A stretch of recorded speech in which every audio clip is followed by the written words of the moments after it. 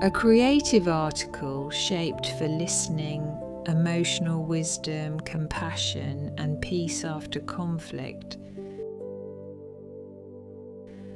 There are moments when words become sharp, when misunderstandings linger in the air, and when victory begins to feel strangely hollow. The Five of Swords arrives as a mirror for conflict, tension, and the cost of needing to be right.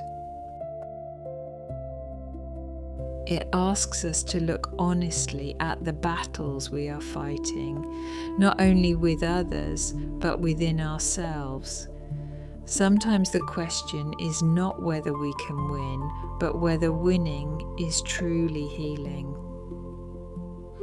The Five of Swords can speak of disagreement, defensiveness, pride, or the quiet exhaustion that follows emotional strain. It reminds us that not every confrontation deserves our full energy, and not every wound is mended by proving a point.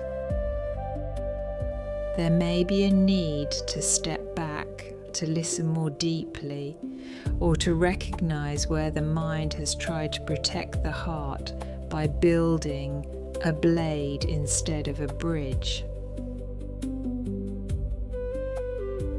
Into this field of tension comes the King of Cups, calm and steady, holding emotional mastery without shutting feeling away. He reminds us that strength does not always raise its voice. Sometimes strength is the ability to remain centered when emotions rise, to respond with maturity rather than react from pain. The King of Cups knows the waters of the heart, but he is not swept away by every wave. His wisdom is not cold restraint, but loving regulation. He teaches that emotional depth becomes powerful when it is held with awareness. The King of Cups asks you to notice where you can soften without collapsing, where you can forgive without denying the truth, and where you can create peace without abandoning your own boundaries. He is the quiet authority of a heart that has learned to stay open and steady at the same time.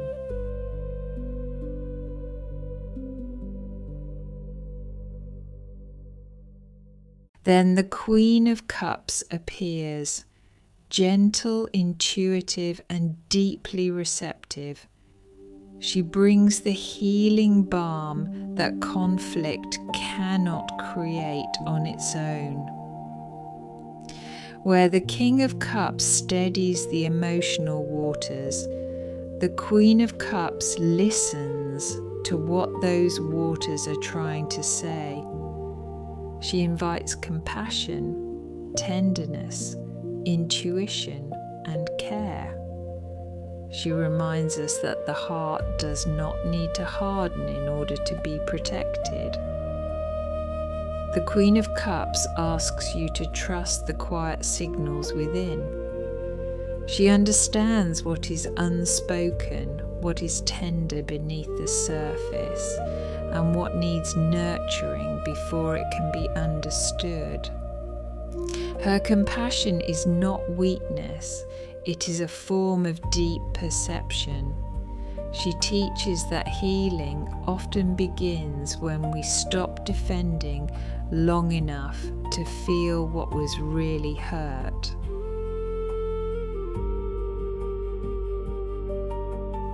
So, if the Five of Swords is the conflict that reveals what cannot continue, the King of Cups is the emotional mastery that steadies the storm, and the Queen of Cups is the compassion that restores softness.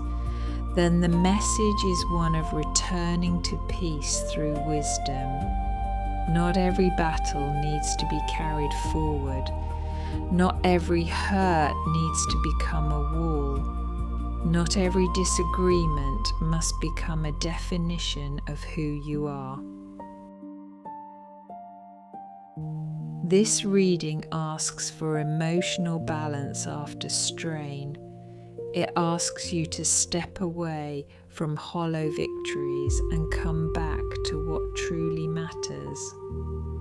Where have you been fighting for recognition when what you really needed was understanding? Where have you been guarding your heart when it was asking for care? Where can you choose peace not as surrender, but as a higher form of strength? And as you listen inwardly, remember this: conflict can reveal the wound. Emotional mastery can steady the waters, and compassion can make healing possible. Let the sword lower. Let the heart speak without fear. Let wisdom and tenderness meet within you. You do not have to win against your own peace. You are being invited to choose the kind of healing that leaves no part of you behind.